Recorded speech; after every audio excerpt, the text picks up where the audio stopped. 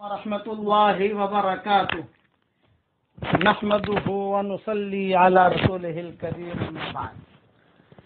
حضرت مولانا مفتی سعید احمد صاحب پالم پوری رحمۃ اللہ علیہ کے بارے میں تو 20 منٹ میں کیا بات کریں، اتنی تاریخ ہے ان کی اور ان کے تعلقات میرے ساتھ اور میرے والد صاحب حضرت مولانا محمد عمر صاحب پالم پوری رحمۃ اللہ علیہ کے ساتھ جو گہرے تعلقات رہے ہیں اور جو اہم یعنی مجلسیں ہوئی ہیں، بس ان کے بارے میں کچھ اشعار پڑھ لیتا ہوں، پھر کچھ باتیں بتا دیتا ہوں۔ جانے والے کبھی نہیں آتے، جانے والے کبھی نہیں آتے، جانے والوں کی یاد آتی ہے، جانے والوں کی یاد آتی ہے۔ مدتوں بعد ہوتے ہیں پیدا کہیں وہ لوگ، مدتوں بعد ہوتے ہیں پیدا کہیں وہ لوگ، مٹتے نہیں ہیں زمانے سے جن کے نشاں کبھی، مٹتے نہیں ہیں زمانے سے جن کے نشاں کبھی۔ کتنے چپ چاپ ہیں ویراں جزیروں جیسے، کتنے چپ چاپ ہیں ویراں جزیروں جیسے، خاک میں مل گئے انسان ہیرو جیسے، خاک میں مل گئے انسان ہیرو جیسے۔ حضرت مولانا مفتی سعید صاحب رحمۃ اللہ علیہ، یعنی میں مختصر جملے میں یہ کہوں کہ سارے علوم کا یہ مجموعہ تھے۔ عام طور سے علماء ہوتے ہیں، کسی کو تفسیر کا علم ہوتا ہے، کسی کو فقہ کا علم ہوتا ہے، کسی کو حدیث کا علم ہوتا ہے۔ یہ آدمی ایسا تھا، یہ ہمارے مفتی صاحب ایسے تھے کہ ان کو ہر علم میں مہارت تھی۔ تفسیر کی کوئی بات آپ پوچھ لو فوراً جواب دے دیتے تھے، حدیث کی کوئی بات پوچھ لو فوراً جواب دے دیتے تھے۔ اب فتوے کے بارے میں آج کل اگر علماء سے ہم کوئی بات پوچھتے ہیں، کوئی فتویٰ، تو ایک جواب دیتے ہیں کہ کل جواب دوں گا میں۔ آج کل ہمارے جو مفتیان کرام ہیں عام طور سے کہ بھی آپ لکھوا کے لے جاؤ، اب آپ لکھوا دو ہمیں، ہم 2 دن کے بعد جواب بھیجیں گے، 3 دن کے بعد جواب بھیجیں گے۔ ہمارے مفتی صاحب کے یہاں یہ نظام نہیں تھا، جو بھی آتا سوال کرتا حضرت مفتی صاحب جو ہے فوراً اس کا جواب دے دیتے تھے۔ یہ علم اللہ تعالیٰ کی طرف سے تھا۔ سب سے پہلے میرے والد صاحب کی، چونکہ میرے والد صاحب رحمۃ اللہ علیہ بھی پالم پوری، مفتی سعید صاحب رحمۃ اللہ علیہ بھی پالم پوری، ہم بھی پالم پوری، تو والد صاحب رحمۃ اللہ علیہ خود فرماتے تھے اور مفتی صاحب بھی فرماتے تھے کہ سب سے پہلے میری ملاقات مفتی سعید صاحب رحمۃ اللہ علیہ سے سہارنپور میں ایک ہوٹل میں ہوئی۔ سردی کا زمانہ تھا، والد صاحب رحمۃ اللہ علیہ جماعت لے کر وہاں گئے ہوئے تھے سہارنپور، اور مفتی سعید صاحب رحمۃ اللہ علیہ جو ہے ہوٹل میں بیٹھے ہوئے، مقبول نام تھا اس ہوٹل کے مالک کا، اب بھی وہ ہوٹل ہے، وہاں بیٹھے ہوئے چائے پی رہے تھے تہجد کے وقت میں۔ ہمارے والد صاحب رحمۃ اللہ علیہ بھی وہاں پہنچے چائے پینے کے لیے۔ پہچان کوئی نہیں تھی کہ بھئی یہ کون ہے، یہ کون ہے، لیکن میرے والد صاحب رحمۃ اللہ علیہ فرماتے تھے کہ میں نے مفتی صاحب رحمۃ اللہ علیہ کا چہرہ دیکھا تو چہرہ دیکھتے ہی میں نے کہا بھئی مومن سو تمہیں مومن، یہ جملہ کہا، مومن کھیتی نہ کرنا، تم مومن ہو؟ تو مفتی سعید صاحب نے جواب دیا ہاں مومن ہوں لیکن کھیتی نہ کرنا نہیں ہوں، یہ انہوں نے جواب دیا۔ تو والد صاحب رحمۃ اللہ علیہ سے مفتی صاحب چھوٹے تھے، یعنی اس زمانے میں پڑھتے تھے یا جو بھی ترتیب ہوگی ان کی، والد صاحب کا تھوڑا اونچا درجہ تھا، دعوت کے کام میں لگ گئے تھے، ساری دنیا میں تو بیانات وغیرہ شروع ہو گئے تھے۔ وہ وقت پہلی ملاقات ہوئی تو والد صاحب رحمۃ اللہ علیہ برابر ان کے ٹچ میں رہتے تھے، برابر ٹچ میں۔ اب کون سی کتاب پڑھا رہے ہیں، کہاں پڑھا رہے ہیں، مفتی صاحب نے کئی مدرسوں میں پڑھایا، تو والد صاحب رحمۃ اللہ علیہ ہر عید کو عیدی بھیجتے تھے بہت اہتمام کے ساتھ۔ جتنے بھی بڑے بڑے علماء ہوتے تھے، پاکستان کے ہو یا انگلینڈ کے ہو یا جو بھی، سب کا جو ہے رمضان سے لسٹ بناتے تھے اور اس میں مفتی سعید پالم پوری کا بھی لفافہ ہوتا تھا، اور جو آدمی دینے کے لیے جاتا تھا تو تو اس کو کہتے تھے کہ بھی تم جب بھی ان کو پہنچا کر مجھے خبر کرنا. تو مفتی صاحب عالم پوری رحمۃ اللہ علیہ مجھے کہا کرتے تھے کہ تمہارے ابا نے جتنی عیدی مجھے بھیجی ہے ساری میرے پاس محفوظ ہے اور برکت سمجھ کے میں نے رکھی ہے. اچھا، مرکز نظام الدین میں کسی کو ٹھہرانا اس دور میں ایک مسئلہ ہوتا تھا. مولانا انعام الحسن صاحب رحمۃ اللہ علیہ کے زمانے میں کام کا بہت عروج تھا اور بہت رجوع تھا لوگوں کا. بڑے بڑے لوگ جو ہیں، یعنی اس زمانے میں جو کچھ شہزادے تھے وہ بھی 3 چلے کے لیے آتے تھے. وہ دور تھا. تو ہمارے والد صاحب رحمۃ اللہ علیہ ایک مرتبہ بہت رو رہے تھے. تو میں نے پوچھا ابا کیوں رو رہے ہو، کیا بات ہے؟ یہ فرمایا کہ بھئی اس وقت میں لوگ مجھے دعوت کی زبان کہتے ہیں اور میں جو کہتا ہوں وہ بات لے کر ساری دنیا میں جاتے ہیں، جماتے ہیں. کہیں کوئی غلط بات میں نہ چلاؤں، بس ڈر یہ لگ رہا ہے اب میں کس کو بلاؤں، کس کو رکھوں. میرے ذہن میں آ رہا ہے کہ مفتی سعید پالم پوری کو بلا کر میں 10 دن جو ہے اپنے پاس یہاں رکھوں. میں نے کہا ابا مفتی سعید صاحب جو ہے وہ خود مشغول، آپ مشغول، آپ کے اسفار، ان کی مشغولیت کیسے قابو میں آئے گی بات. یہ فرمایا کہ نہیں، ان کی چھٹی کے دن دیکھو جیسے ششمائی کی چھٹیاں ہوتی ہیں، مثال دے رہا ہوں، یا چاہے کسی اور وقت میں چھٹیوں کے دن دیکھو. میں نے کہا ان کی چھٹی کے دن ہوں گے تو آپ کا اجتماع ہوگا کہیں، کیسے قابو میں آئے گی بات. یہ فرمایا کہ نہیں اجتماع کی تاریخ ہم آگے پیچھے کریں گے، مفتی صاحب کو بلانا ہے، یہاں مفتی صاحب کو کسی حال میں بلانا ہے. چنانچہ والد صاحب رحمۃ اللہ علیہ نے ہمارے حضرت جی رحمۃ اللہ علیہ سے مشورہ کیا اور یوں کہا کہ حضرت بہت ادب کے ساتھ یہ بات میں عرض کرتا ہوں، کیونکہ میں ابھی بات جو کرتا ہوں عربوں میں کروں یا کروں، لوگ لے کے جاتے ہیں وہی باتیں چلاتے ہیں، تو میں چاہتا ہوں کوئی میرا نگراں ہو. بھئی حضرت آپ تو ہیں ہی، آپ کا جو ایک مقام ہے، لیکن ایک آپ میرے سارے بیانات تو سن نہیں سکتے. میں صرف اتنا چاہتا ہوں کہ اگر مفتی صاحب کو میں بلا لوں دیوبند سے اور 10 دن صرف میرا فجر کا بیان سنیں، 10 دن، زیادہ نہیں، اس لیے وہ بھی مشغول ہے، ہم بھی مشغول ہیں. حضرت نے کہا بہت اچھا. حضرت کا اتنا کہنا یہ بہت بڑی چیز ہوتی تھی ہمارے ہاں. حضرت کہہ دے بہت اچھا، ایک تو کہا بہت اچھا، ایک کہا بہت اچھا. مفتی صاحب کو خط لکھا گیا. مفتی صاحب نے وہ خط جو ہے پڑھا اور پڑھنے کے بعد مفتی صاحب نے کہا کہ میں جلد از جلد آ رہا ہوں. تو والد صاحب نے پھر خط لکھا. اس زمانے میں فون وغیرہ کی تھوڑی اتنی سہولتیں نہیں تھی، موبائل وغیرہ تھے نہیں. یہ کہا کہ مفتی صاحب جب بھی آپ آؤ تو ہمیں پوچھ کے آنا، کبھی ایسا نہ ہو کہ ہم اس زمانے میں اجتماع بہت ہوتے تھے، تقریباً ہر ہفتے میں ایک اجتماع میوات کا ہوتا تھا اور بڑے بڑے اجتماعات ہوتے تھے. تو کبھی آپ آؤ اور ہم نہ ملیں.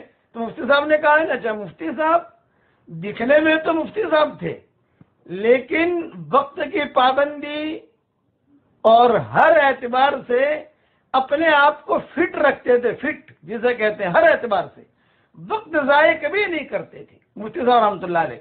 تقوی ان کا اتنا اونچا تھا کہ انہوں نے دیوبند سے تنخواہ نہیں لی، پڑھایا وہاں پر. بلکہ میں نے یہ سنا، میں مکمل تحقیق تو نہیں کر سکا ہوں اس لیے کہ ان کے بیٹے میرے ٹچ میں نہیں ہے، کہ جو تنخواہ انہوں نے پہلے لی ہوئی تھی وہ تنخواہ واپس کر دی اور کہتے تھے کبھی میں جو ہے اللہ نے مجھے دیا ہے میں دین کا کام کروں گا. قرآن شریف سے بہت مناسبت تھی، قرآن بہت پڑھتے تھے، قرآن بہت پڑھتے تھے، حدیث سے مناسبت تھی. اب یہاں نظام الدین تشریف لاتے مفتی صاحب، جب نظام الدین تشریف لاتے تو ہمارے والد صاحب رحمۃ اللہ علیہ ان کے لیے پورا کمرہ نمبر 4 جو پہلے والد صاحب کے تحویل میں تھا، والد صاحب کے تحویل کے بعد پھر تقریباً 20 سال میں وہاں رہا. پھر یہ حالت کی وجہ سے وہ کمرہ نمبر 4 ہم نے چھوڑ دیا، جو حالت آئے مرکز کے جو بھی ہوا. تو بہت اہتمام کرتے تھے اور میرے ذمے ڈیوٹی لگا رکھی تھی ابا نے، اور یہ ڈیوٹی لگا رکھی تھی کہ بیٹا دیکھو میں تو جاؤں گا مشورے میں تو جاؤں گا بیان کرنے کے لیے، لیکن مفتی صاحب کا خیال رکھنا یہ آپ کا کام ہے. والد صاحب یہ کہہ کر مفتی صاحب کے سامنے اچھے سے چلے گئے. اب جب والد صاحب گئے تو مفتی صاحب نے کہا مولوی یونس، ابا نے کہا ٹھیک ہے، میرے خیال رکھنے کی کوئی ضرورت نہیں ہے، آپ کو جہاں جانا ہے جاؤ، میں بھی جہاں جانا ہے جاؤں گا. تو کبھی کبھی ہمارے بھائی کی دکان ہوتی تھی زمزم اتر کی، وہاں جا کر مفتی صاحب بیٹھ جاتے تھے. میں کہا مفتی صاحب آپ یہاں تشریف فرمائے، میرے ابا ناراض ہوں گے، ہماری فکر مت کرو. وہ کہتے ہیں ہماری فکر مت کرو، یعنی میری فکر مت کرو آپ. میں جو ہے جو میرا کام ہے فجر کا بیان میں بیٹھنا. اب فجر کے بیان میں جب مفتی صاحب آ کر بیٹھتے تھے تو کاغذ قلم لے کے آتے تھے. ابا بیان کر رہے ہیں اور جو ہے وہ کوئی نشانی بنا رہے ہیں. پھر جو ابا بیان کرے 2.5 گھنٹے کا بیان ہوتا تھا مرکز میں، اور وہ اہم مجلس وہی ہوتی تھی، نشانی کر رہے ہیں. ہمارے سلیمان ممائے تھے رحمت اللہ علیہ، یہ بھی ہمارے پالم پور کے ہی تھے. وہ کہتے تھے کہ آج پتہ نہیں مفتی صاحب نے کیا نشانات کیے ہیں. پھر جو ہے ابا سے مذاکرہ کرتے، یہ حدیث کہاں ہے، یہ کہاں ہے، تو ابا بتاتے فلاں جگہ میں نے پڑھی. ہاں ہاں ٹھیک ہے. ایک مرتبہ مفتی صاحب نے بہت نشانات کی، میں ڈر گیا. میں نے کہا بھی آج تو جو ہے اب، اور اچھا والد صاحب بھی دیکھتے رہے گا، آج تو بہت نشانات کی. میں بھی ڈر گیا، یعنی کہ آج تو کافی جو ہے کافی بھر گئی ہے، مفتی صاحب نے بہت غلطیاں نکالی ہیں.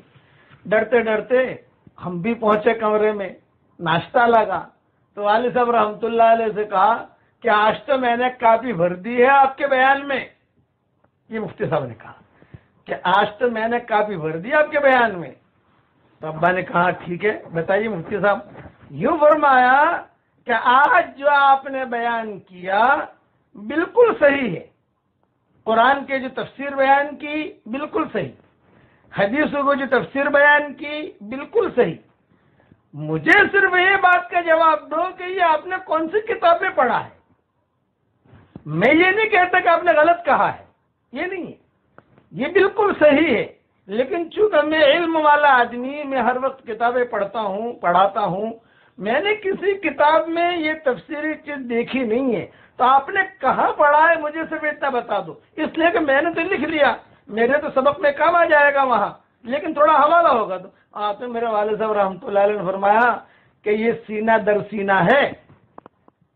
یہ جملہ کہا مفتی صاحب، سینہ در سینہ ہے، یہ کتابوں والا علم نہیں ہے، یہ سینہ در سینہ ہے. مفتی صاحب ایک دم سے چوکنا ہو گئے. شو مطلب؟ ہماری گجراتی زبان میں سینہ در سینہ، بولے مولانا یوسف صاحب رحمۃ اللہ علیہ سے میں نے یہ سنا ہے. تو مفتی صاحب نے کہا بس بس بس بس بس، یہ کہا بس بس بس بس بس بس، یہ الہامی چیز ہے، بس بس بس بس. مفتی صاحب نے کہا کہ آپ نے تو مجھے بلایا اپنی غلطیاں نکالنے کے لیے، لیکن میں سچ بتاؤں یہ آج آپ کا بیان سن کر میں نے سوچا کہ مولانا عمر صاحب کا کتنا مطالعہ ہوگا. میرے ابا نے کہا دیکھو مفتی صاحب میرا مطالعہ نہیں ہے، مولانا یوسف صاحب رحمۃ اللہ علیہ کی مجھ پر نظر تھی. وہ ہمیشہ مجھے کہتے تھے عمر لکھو، مولوی عمر لکھو، مولوی عمر لکھو. تو ایک مرتبہ والد صاحب رحمۃ اللہ علیہ، والد صاحب سنا رہے ہیں مفتی صاحب سے کہ اتنی مجھ پر نظر تھی کہ میرا ایک مرتبہ دست کی بیماری تھی مجھے. تو مولانا ابو یوسف صاحب رحمۃ اللہ علیہ بیان کر رہے تھے مرکز نظام الدین میں، اور مجھے دست ہوئے. میں چلا گیا باتھ روم کے بعد فارغ، تو 15 منٹ 20 منٹ مجھے جو ہے وہاں استنجا خانے میں لگے. تب تک مولانا یوسف صاحب رحمۃ اللہ علیہ نے بیان نہیں کیا، خاموش رہے. لوگوں نے کہا اب کیوں بولے مولوی عمر کا انتظار ہے، مولوی عمر کا انتظار ہے. تو اس پر مفتی صاحب روئے، مفتی سعید صاحب، کہ اب میں سمجھاؤں کہ دعوت کا کام جو چلا اور اللہ تعالیٰ نے چلایا، یہ مولانا یوسف صاحب رحمۃ اللہ علیہ کی خصوصی نظر تھی. اور یہ بیان پر مفتی سعید صاحب نے کہا کہ اب مجھ میں کتنی علمی اشکالات تھے وہ تمہارے بیان سے ختم ہو گئے. یہ اتنے سیدھے سادے لوگ تھے، ٹانگی کھینچنے والے لوگ نہیں تھے. آج کے مارکیٹ میں جو علماء ہیں وہ ٹانگی کھینچتے ہیں، وہ ٹانگی کھینچنے والے لوگ نہیں تھے، وہ مخلصین تھے. والد صاحب رحمۃ اللہ علیہ بیان کرتے تھے تو بہت لے کے اندر والد صاحب رحمۃ اللہ علیہ کبھی آخرت کا منظر کھینچتے تھے. فَأَمَّا مَنْ أُوتِيَ كِتَابَهُ بِيَمِينِهِ فَيَقُولُ هَاؤُمُ اقْرَءُوا كِتَابِيَهْ إِنِّي ظَنَنتُ أَنِّي مُلَاقٍ حِسَابِيَهْ فَهُوَ فِي عِيشَةٍ رَاضِيَةٍ فِي جَنَّةٍ عَالِيَةٍ قُطُوفُهَا دَانِيَةٌ کلوا واشربوا ہنیئا بما اسلفتم فی الایام الخالیہ. یہ ابا نے یہ آیتیں پڑھی تو مفتی سعید صاحب رحمۃ اللہ علیہ جو ہے وہ ہچکیاں مار مار کے وہاں مرکز میں رونے لگے، ہچکیاں مار مار کی، اور بعد میں کہنے لگے کہ مجھے ایسا لگا کہ جیسے میں آخرت میں کھڑا ہو گیا ہوں. یہ علمی لوگ تھے، اچھے لوگ تھے. اللہ ان کی قبروں کو بہت نور سے منور فرمائے، ان کے درجات کو بلند فرمائے، کروٹو اللہ انہیں آرام نصیب فرمائے. اب ایک مرتبہ ایک ملک کا، سعودیہ کا ایک بہت بڑا اہم مسئلہ آیا. وہ تو میں کہہ نہیں سکتا، راز کی بات ہے. سعودی عرب کا اہم مسئلہ. اب سعودی عرب کا اہم مسئلہ وہ کیسے حل کریں؟ اس مشورے میں صرف 3 آدمی تھے. ہم مفتی صاحب تھے، ہمارے والد صاحب تھے، حضرت جی تھے کہ بھئی یہ اتنا بڑا مسئلہ ہے اس کو، اور میں تو خادم تھا. یہ مسئلہ ہے تو مفتی صاحب نے رائے دی کہ دیکھو یہ بہت بڑا اہم مسئلہ ہے، کوشش کریں مولانا عمر صاحب، لیکن حکومت کے سامنے رکھیں مولانا علی میاں ندوی. یہ رائے دی کہ حکومت کے سامنے مولانا عمر صاحب نہیں رکھیں، مولانا علی میاں ندوی رکھیں. چنانچہ کوشش کی میرے ابا نے سارے عربوں کو مل کر یہ کر کے وہ کر کے مسئلہ حل کرنے کی. جب چپک گئی تو پھر مولانا عمر تو میرے والد صاحب نے مولانا علی میاں ندوی رحمۃ اللہ علیہ کو بلایا اور بلا کر کہا کہ یہ مسئلہ ہے، اب حکومت تک تو ہم پہنچا نہیں سکتے، آپ پہنچائیے.